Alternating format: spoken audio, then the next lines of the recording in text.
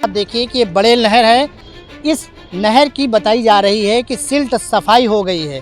देखिए बाराबंकी ज़िले में नहरों की सिल्ट सफाई के नाम पर सरकारी धन का किस तरह दुरुपयोग किया जा रहा है, इसकी वानगी अगर देखना है तो बाराबंकी शहर में ही देख लीजिए। गुणवत्ता है नहीं सिंचाई की। मैं आपको बता देना चाहता हूँ कि मैंने देखकर सब मुआयना किया, मैं आपको वीडियोज़ को दे दूँगा। नहरों की सफाई इस तरीके से हो रही है कि जो साइड में घास और झाड़ फूस लगा हुआ है, इसके ऊपर केवल मिट्टी डाल दी जा रही है। देखिए बाराबंकी ज़िले में नहरों की सिल्ट सफाई के नाम पर सरकारी धन का किस तरह दुरुपयोग किया जा रहा है, इसकी वानगी अगर देखना है तो बाराबंकी शहर में ही देख लीजिए। मैं इस वक्त बाराबंकी के बड़ेल में हूँ और यहाँ पर आप देखिए कि ये बड़ेल नहर है। इस नहर की बताई जा रही है कि सिल्ट सफाई हो गई है। आप देखिए किस तरह से यहाँ सफाई हुई और यहाँ झाड़ियाँ लगी हुई हैं, पानी भरा हुआ है। बताया जा रहा है कि इस नहर की सिल्ट सफाई हो चुकी है।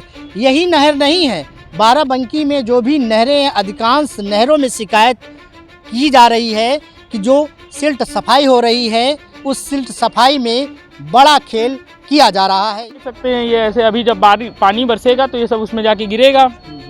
गाड़ी देख लीजिए, सब कुछ निकाल के खाली ऐसे जेसीबी ला के बाहर निकाल के रख डाल दिया है।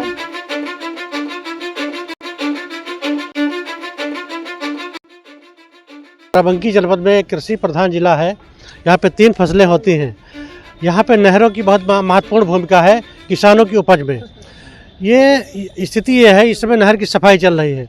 नहरों की सफाई में ये स्थिति ये है कि अब हम क्या बताएं आपको, कैसे वो साफ़ कर रहे हैं, केवल जोत रहे हैं। झाड़ियाँ बगल में लगी हुई हैं। हम टेरा माइनर की बात करें, देवा ब्लॉक में एक टेरा माइनर पड़ती है, वहाँ 2 किलोमीटर तक इन्होंने साफ़ करा है। 2 किलोमीटर बाद एक पुलिया पड़ती है, जुलिया बनारस गाँव है, उसके बाद वो नाला बन गई है। जेई साहब देखने गए, जेई साहब कह रहे हैं कि वो ठेकेदार हमारी सुनता नहीं, ये पुकलैंड से साफ़ होगी। स्थिति ये है कि समस्या की ज्यों की त्यों पड़ी है, कई बार अवगत करा चुका है। और यही स्थिति लगभग हर जनपद में जो नहरें हैं लगभग सबकी यही है।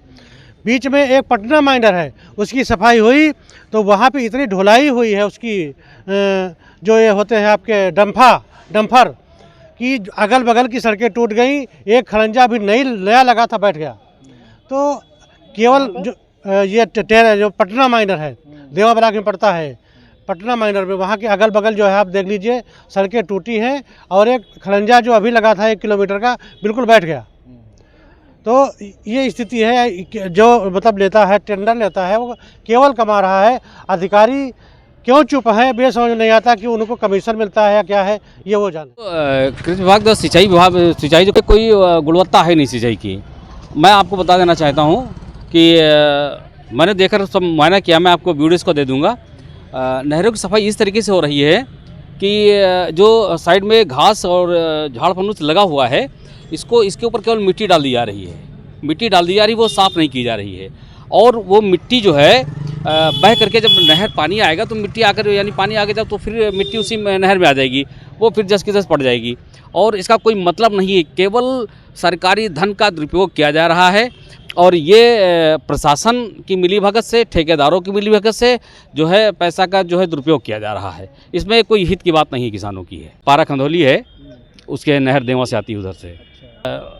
सफाई के नाम पे मैंने पुनः बताना चाहता हूँ आपसे कि जो मिट्टी जेसीबी से निकाली जाती है वो पटरी पर डाली जाती है, और पटरी पर ढलान पे जो है घास फूस लगी होती है, उससे सारी मिट्टी रुकती है और पानी आने के बाद फिर वही मिट्टी जो नाली में दोबारा आ जाती है।